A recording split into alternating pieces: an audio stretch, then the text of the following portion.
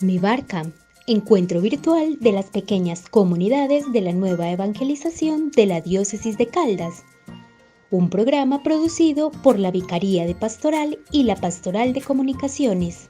Bienvenido.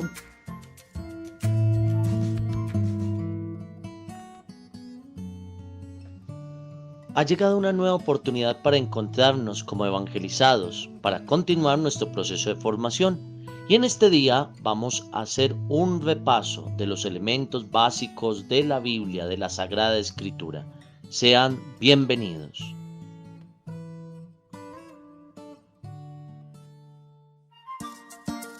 En Mi Barca, hagamos oración. El mundo brilla de alegría, se renueva la faz de la tierra. Gloria al Padre y al Hijo y al Espíritu Santo. Esta es la hora en que rompe el Espíritu el techo de la tierra, y una lengua de fuego innumerable purifica, renueva, enciende, alegra las entrañas del mundo. Esta es la fuerza que pone en pie a la Iglesia en medio de las plazas, y levanta testigos en el pueblo para hablar con palabras como espadas delante de los jueces. Llama profunda que escruta e iluminas el corazón del hombre, resplandece la fe en tu noticia, y el amor ponga en vela la esperanza hasta que el Señor vuelva. Amén.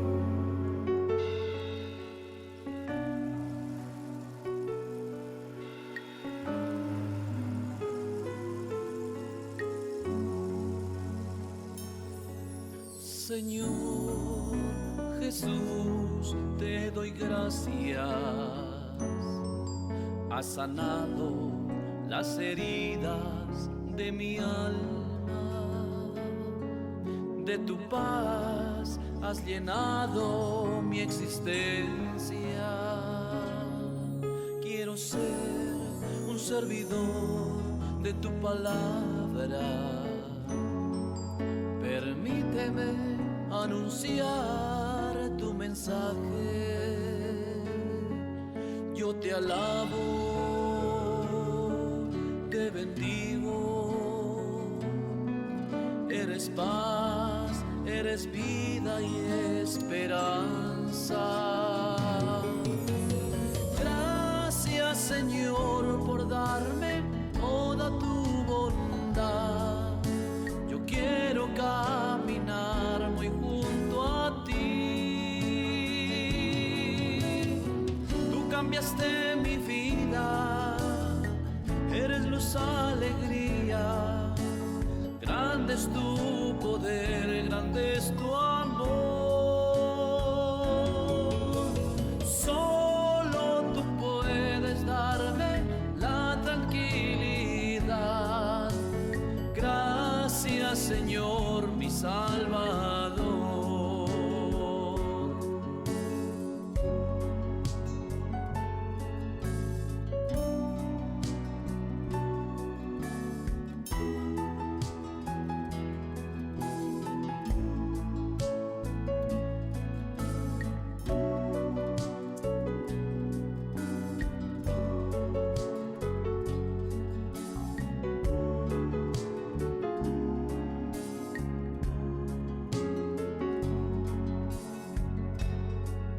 Quiero ser un servidor de tu palabra. Permíteme anunciar tu mensaje. Yo te alabo, te bendigo. Eres paz, eres vida y esperanza. Señor, por darme toda tu bondad. Yo quiero caminar muy junto a ti. Tú cambiaste mi vida, eres luz, alegría. Grande es tu poder, grande es tu amor.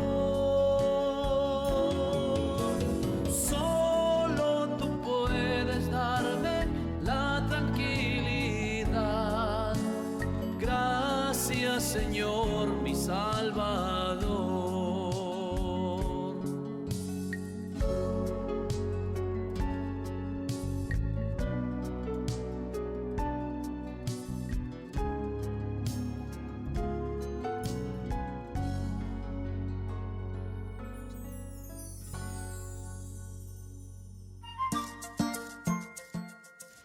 En mi barca, recibamos la catequesis.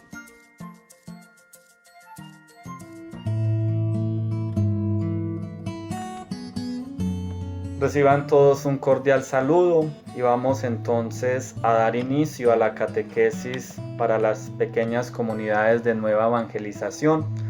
Hoy el tema que vamos a ver en nuestra catequesis es acerca de los elementos básicos de la Sagrada Escritura.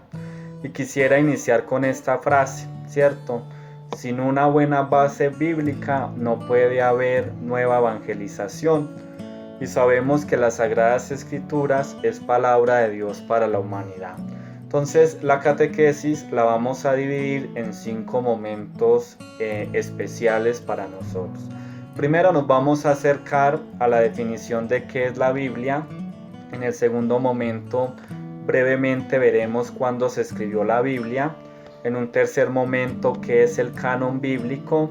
En un cuarto momento, los lenguajes de la Biblia. Y en un quinto momento, veremos la división y el manejo de las Sagradas Escrituras.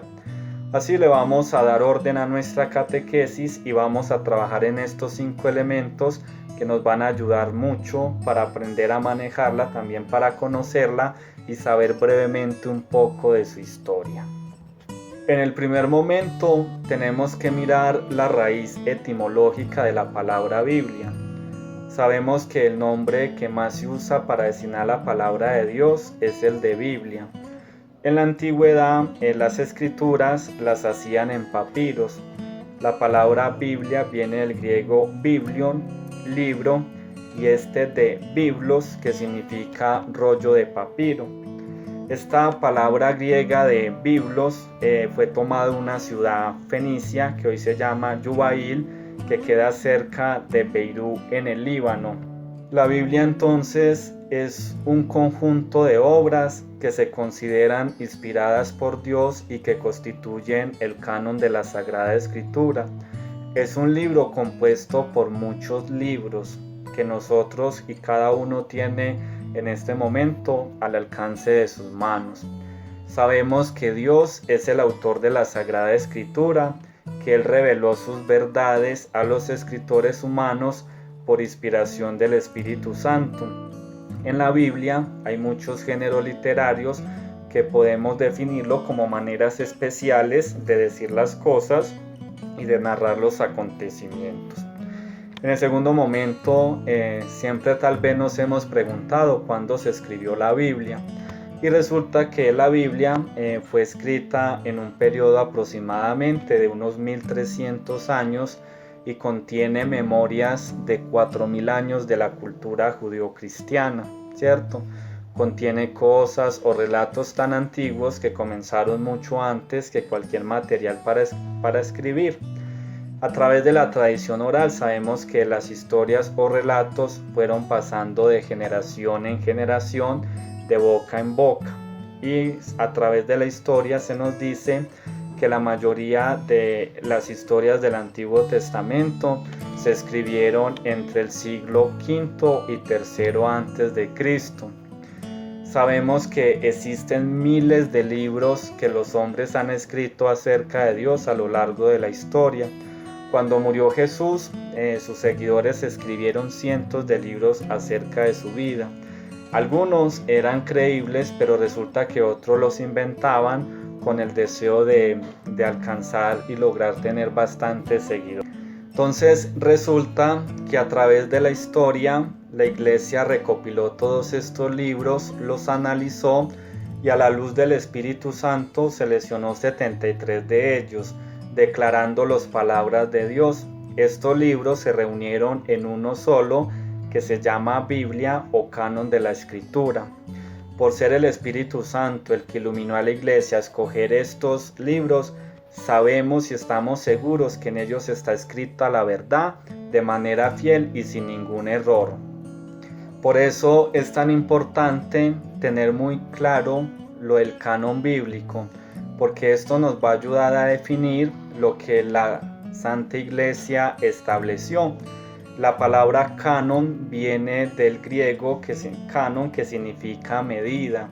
Para nosotros es como una regla de fe para determinar si una cosa es verdadera o falsa. Es el criterio de la verdad, es la norma o la regla de la Iglesia, ¿cierto? Elaborar un canon bíblico fue una prioridad para la Iglesia, ¿cierto? Porque era necesario hacerlo para mantener una misma regla de fe en todas las iglesias esparcidas por el mundo. A través del mundo se conocen 4 cánones o listas oficiales de la Biblia, que esto es algo que lo debemos de saber, tenerlo muy en cuenta para el momento de que tengamos que dar razón acerca de la Sagrada Escritura o para enseñarlo a nuestras pequeñas comunidades. Esos cánones bíblicos se llaman el canon judío, el canon protestante, el canon católico y el canon ortodoxo. Ahí es donde vamos a saber cuántos libros contiene la Sagrada Escritura. En el canon judío solamente se aceptan 39 libros del Antiguo Testamento y ellos no aceptan ningún libro del Nuevo Testamento porque ellos no reconocen a Jesús como el Mesías. El canon protestante de tantos hermanos que están en estos movimientos protestantes aceptan 39 libros del Antiguo Testamento, aceptan 27 del Nuevo Testamento para un total de 66 libros. Nuestro canon, el que es propio de nosotros, tenemos 46 libros del Antiguo Testamento y tenemos 27 del Nuevo Testamento. Estos son para un total de 73 libros. Ya en el canon ortodoxo también tienen 46 libros del Antiguo Testamento, 27 libros del Nuevo Testamento y para un total de 73 libros. Ese canon ortodoxo es muy utilizado en Rusia, donde la Iglesia Ortodoxa es la que dirige la parte de la fe y la religión en este país. Entonces, por eso es necesario conocer el canon. Si conocemos el canon, que son las verdades de fe y que sabemos que nos va a ayudar a determinar si una cosa es verdadera o falsa, nos va a dar mucha claridad sobre la palabra de Dios. Resulta que los cánones empiezan a surgir porque los judíos tenían 2 cánones. El canon de Palestina, que es un canon breve escrito en hebreo de 39 libros, y el canon de Alejandría, que es un canon largo escrito en griego de 46 libros. La comunidad judía de Palestina rechazaba estos libros porque estaban escritos originalmente en griego, ¿cierto? Ellos por eso no aceptan los 46 completos porque no estaban escritos en griego. Y resulta que Jesús mismo era judío y no rechazaba los libros sagrados de su pueblo. Y los apóstoles varias veces y nosotros a través de la palabra de Dios escuchamos decir de que Jesús no ha venido a abolir la ley, sino que ha venido a darle cumplimiento, que lo encontramos en el Evangelio de Mateo en el 5:17. De aquí también surge lo de los deuterocanónicos. Deutero significa segundo y estos libros cubren más o menos 300 años de la historia del pueblo judío. Estos fueron en escritos, que era el idioma en que hablaban los judíos que vivían en Egipto. Son un enlace precioso entre el Antiguo Testamento y el Nuevo Testamento. Los libros deuterocanónicos son Baruch, Eclesiástico, Primera y Segunda de Macabeos, Tobías, Judí, Esther y Sabiduría, que son libros que no vamos a encontrar en las Biblias, por ejemplo, de los hermanos que son evangélicos. Resulta que en el año de 1545 los obispos católicos se reunieron en el Concilio de Trento, ¿cierto? Allá se reunieron en la ciudad de Trento, en Italia, para definir definitivamente el canon de las Sagradas Escrituras. Y ahí tenemos que nuestro canon es que tiene 46 libros del Antiguo Testamento y 27 para el Nuevo Testamento, ¿cierto? Entonces, que no se nos olvide eso del canon bíblico, que es muy necesario conocerlo y saber por qué tenemos tantos libros en nuestra Sagrada Escritura. En el cuarto momento hablamos de los lenguajes de la Biblia, ¿cierto? Las versiones más antiguas del Antiguo Testamento estaban escritas en hebreo, pero muchos judíos hablaban en griego y querían leer las Sagradas Escrituras en su propia lengua. Un par de siglos antes de Cristo, los santos rollos fueron traducidos al griego. De esta tradición se hizo una leyenda que decía que 70 ancianos estudiosos de las Escrituras fueron de Jerusalén a Alejandría y 70 meses tradujeron los textos. Esto es lo que conocemos como la versión de los 70, ¿cierto? Y ya en el último momento de nuestra catequesis hablamos un poco acerca de la división y el manejo de la Sagrada Escritura. Sabemos que las siglas son abreviaturas de los nombres de los libros. Por ejemplo, el libro del Génesis se pone GEN o GN, cualquiera de las dos es válidas. Mateo MT, eso es lo que significa las siglas. Por eso a veces en los escritos vemos algunas palabras y es necesario que conozcamos las siglas para saber cuáles son los libros a los que se está refiriendo. El número del libro es muy necesario porque en caso de que hayan varios libros, como sabemos, primera, segunda de Samuel, primera de Corintios, segunda de Corintios, entonces se definen de esa forma. Los capítulos sabemos que son trozos largos en los que se divide cada libro. Los versículos son subdivisiones de los capítulos, ¿cierto? Que eso es necesario que lo tengan en cuenta. Y es muy importante conocer también el tema de los signos de puntuación. La coma siempre va a separar el capítulo de los versículos. Por ejemplo, Génesis capítulo 6, versículo 1. El punto significa y, por ejemplo, cuando estamos leyendo una cita bíblica y no necesitamos, por ejemplo, leer el capítulo completo, sino que, por ejemplo, decimos Segunda de Reyes, capítulo 15, versículo 7.22, que quiere decir capítulo 15, versículo 7 y el 22, para que lo tengamos en cuenta. El punto y coma significa además, ¿cierto? Entonces, ese nos va a ayudar, por ejemplo, cuando vamos a poner varias citas o varios textos bíblicos para decir, por ejemplo, Segunda de Crónicas 4,13, punto y coma, Lucas 2,32. El guión significa al, ¿cierto? Entonces, a veces encontramos, por ejemplo, Marcos 16,1-4. Significa Evangelio de San Marcos, capítulo 6, del 1 al 4. La letra S o las dos doble S significan siguientes o siguientes.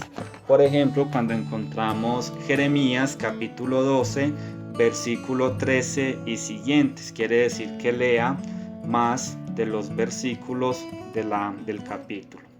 Bien, queridos hermanos, esta era la catequesis en este día, elementos muy propios y claros para nuestra vida, para que lo tengamos en cuenta. Una pequeña definición de qué fue la Biblia, cuándo se escribió la Biblia, qué es el canon bíblico, los lenguajes de la Biblia y la división y el manejo de la Biblia.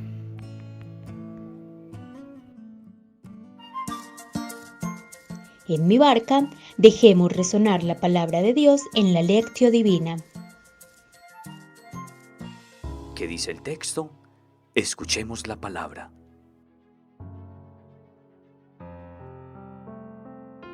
Entonces se acercó Pedro y le preguntó: Señor, si mi hermano me ofende, ¿cuántas veces tengo que perdonarle? ¿Hasta 7 veces? Le contestó Jesús: No te digo hasta 7 veces, sino hasta 70 veces 7. Por eso, el reino de los cielos se parece a un rey que decidió ajustar cuentas con sus sirvientes. Ni bien comenzó, le presentaron uno que le adeudaba 10,000 monedas de oro. Como no tenía con qué pagar, Mandó el rey que vendieran a su mujer, sus hijos y todas sus posesiones para pagar la deuda. El sirviente se arrojó ante él suplicándole: «Ten paciencia conmigo, que todo te lo pagaré».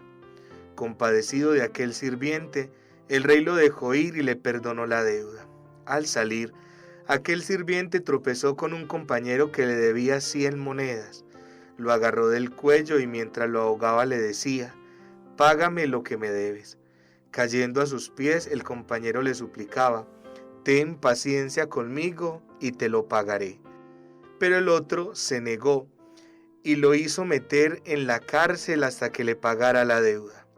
Al ver lo sucedido, los otros sirvientes se sintieron muy mal y fueron a contarle al rey todo lo sucedido.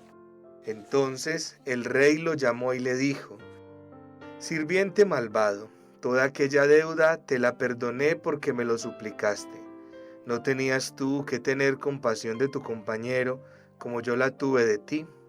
E indignado, el rey lo entregó a los verdugos hasta que pagara toda la deuda.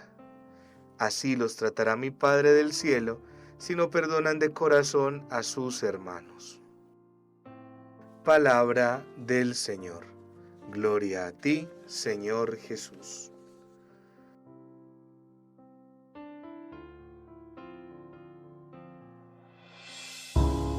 Dejemos resonar el mensaje. Meditemos.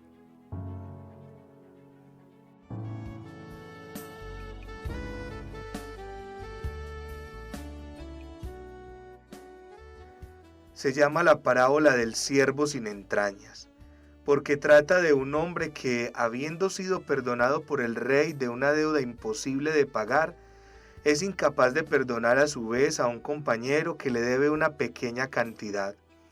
El relato parece sencillo y claro. Sin embargo, los autores siguen discutiendo sobre su sentido original, pues la desafortunada aplicación de Mateo no encaja bien con la llamada de Jesús a perdonar hasta 70 veces 7. La parábola, que había empezado de manera tan prometedora con el perdón del rey, acaba trágicamente. Todo termina mal. El gesto del rey no logra introducir un comportamiento más compasivo entre sus subordinados. El siervo perdonado no sabe compadecerse de su compañero. Los demás siervos no se lo perdonan y piden al rey que haga justicia. El rey, indignado, retira su perdón y entrega al siervo a los verdugos. Por un momento, parecía que podía haber comenzado una era nueva de comprensión y mutuo perdón. No es así. Al final, la compasión queda anulada por todos. Ni el siervo, ni sus compañeros, ni siquiera el rey escuchan la llamada del perdón. Este ha hecho un gesto inicial, pero tampoco sabe perdonar, 70 veces 7. ¿Qué está sugiriendo Jesús? A veces pensamos ingenuamente que el mundo sería más humano si todo estuviera regido por el orden, la estricta justicia y el castigo de los que actúan mal. Pero ¿no construiríamos así un mundo tenebroso? ¿Qué sería una sociedad donde quedara suprimido de raíz el perdón? ¿Qué sería de nosotros si Dios no supiera perdonar? La negación del perdón nos parece la reacción más normal y hasta la más digna ante la ofensa, la humillación o la injusticia. No es eso, sin embargo, lo que humanizará al mundo. Una pareja sin mutua comprensión se destruye. Una familia sin perdón es un infierno. Una sociedad sin compasión es inhumana. La parábola de Jesús es una especie de trampa. A todos nos parece que el siervo perdonado por el rey debía perdonar a su compañero. Es lo menos que se le puede exigir. Pero entonces, ¿no es el perdón lo menos que se puede esperar de quien vive del perdón y de la misericordia de Dios? Nosotros hablamos del perdón como un gesto admirable y heroico. Para Jesús era lo más normal. Meditemos con las siguientes preguntas. ¿Mi actitud de perdón hacia los demás es siempre abierta y generosa? ¿Qué puedo mejorar al respecto? La medida del perdón que ofrezco es la conciencia de reconocerme indigno de tanto amor misericordioso de Dios. ¿Cómo cala en mi vida hoy la invitación de perdonar siempre, en todo y a todos de corazón? Oremos con la siguiente canción. En el nombre de Jesús y por su misericordia, por el amor que Él me ha dado, al perdonar mis pecados, hoy yo te perdono a ti, desde el hondo del corazón, más allá de un sentimiento, una decisión. Te perdono por mi parte, no soy quien para juzgarte. El pasado ya es pasado, tú y yo hemos fallado. Y aunque hubo heridas y han sangrado, mi buen Dios las ha sanado. Y es por su gracia y con sus fuerzas que puedo pedir y dar perdón.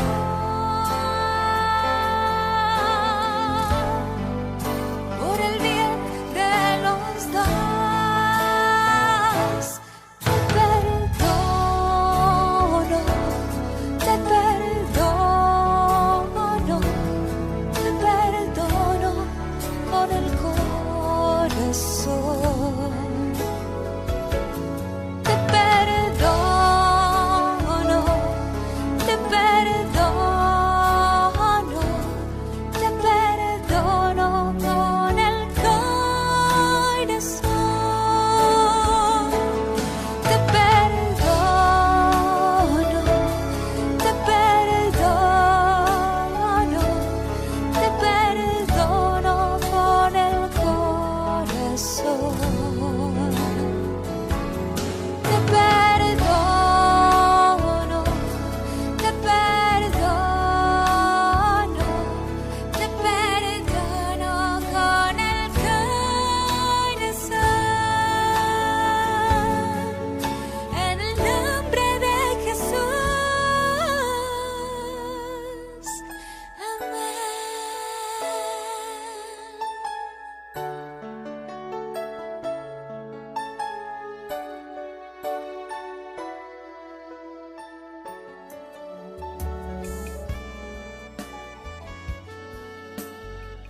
Que el compromiso de esta semana brote de tu corazón después de orar y meditar con la palabra de Dios. Hay elementos que nunca sobran repasar, recordar. Espero pues que haya sido un momento muy oportuno para seguir afianzando nuestro conocimiento de la palabra de Dios y en este caso elementos prácticos para el manejo de la Sagrada Escritura. Dios les bendiga, les guarde, les acompañe y les proteja.